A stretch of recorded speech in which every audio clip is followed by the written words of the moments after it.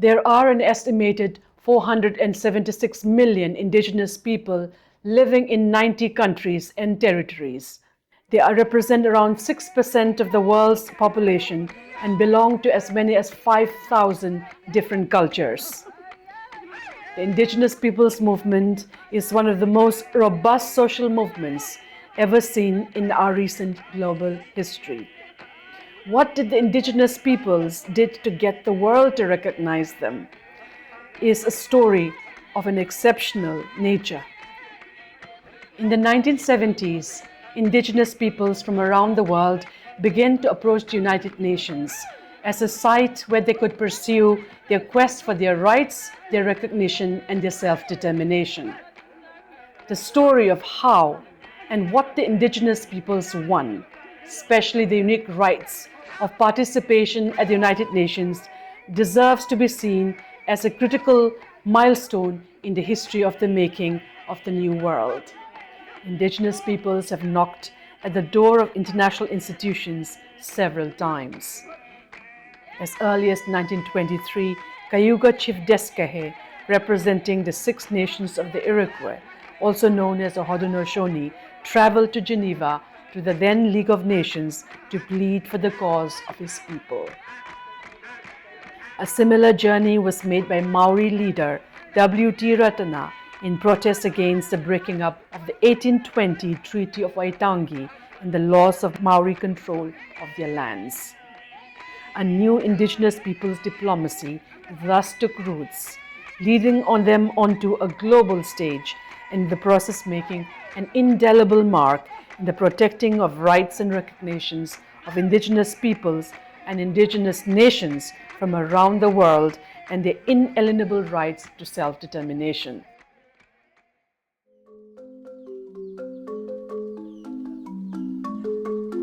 The right to self-determination has been a cornerstone of indigenous peoples' demand, and its recognition is indeed a true historical landmark. Indigenous peoples had to struggle to be recognized as peoples, and this is now a reality. Self-determination for indigenous peoples means a nexus of several rights. The right to self-identify as indigenous and to decide who their members are.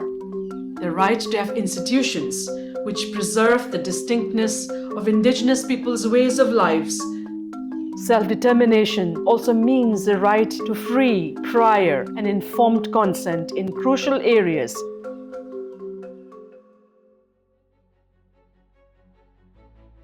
Not everyone understands that human rights are dynamic and evolving.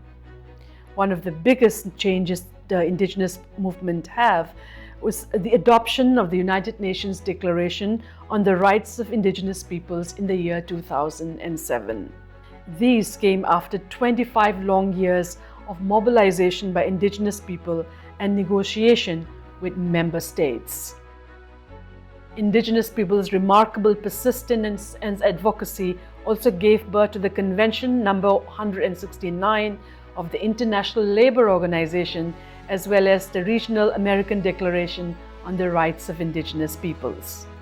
The UN Declaration on the Rights of Indigenous People not only recognizes individual rights, but also group rights, such as the right to land and the right to choose their own modes of development, governance, education, and modes of medical treatment, etc.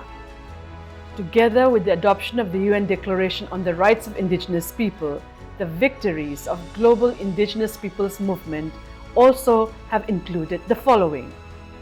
First, the creation of the UN Working Group on Indigenous Populations, the creation of the UN Special Rapporteur on the Rights of Indigenous Peoples, the creation of the UN Permanent Forum on Indigenous Issues, the creation of the Expert Mechanism on the Rights of Indigenous Peoples, and the International Decade of Indigenous Languages.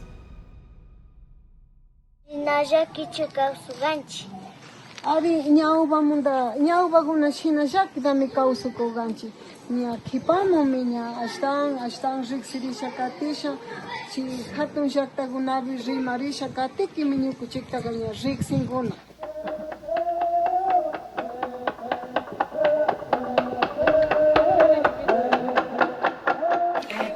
went to Geneva in 77.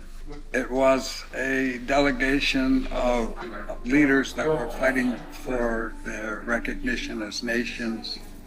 Because we couldn't find any justice in the lands that we were at, we said, well, let's. And it was a revelation to many people around the world that indigenous people were still here. We usually say we came to the UN first because we were not able to solve our problems in our countries. The second is because we understand that at the international level, the governments are setting standards, and we need our voice to be heard at those levels. But we also need that those standards that are being defined includes indigenous people's rights and indigenous people's perspective. Well, for us, it's very unique in a way because it was very specifically focused on treaty. Our elders and our spiritual leaders at home had been very, very concerned about violations of Treaty Number 6, our treaty, by our treaty partners. And they said to me, well, to us, that we have to go back to the international arena. And I will never forget when I gave my first intervention and I pressed the button on the microphone and saw, knowing that it was being translated across these languages, my first ever time of speaking publicly. But the pressing of that button is for me a symbol of the beginning of a new chapter in my life.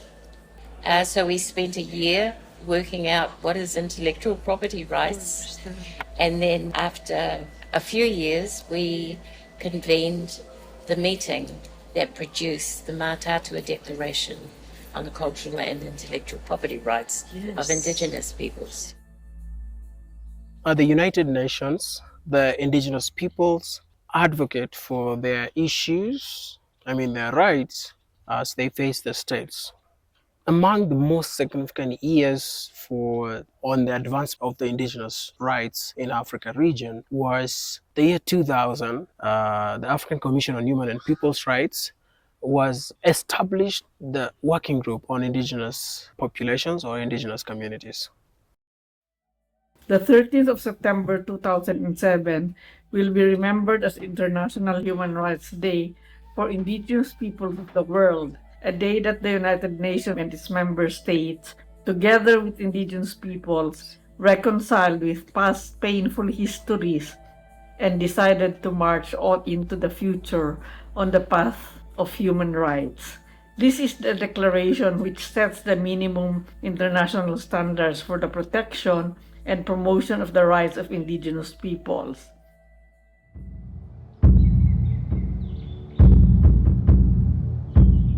Today, the greatest challenge stems from climate crisis, environmental violence, and wars over indigenous lands and territories. Located in ancestral sites in sensitive biodiversity regions of the world, indigenous peoples' movement and their wisdom will lead the way. Informed by history, it is all about taking the wisdom of the past to inform the present and self-determine the future. The efforts for healing peoples, for peace and the planet will thus continue by the bravery, the courage of indigenous peoples' movement.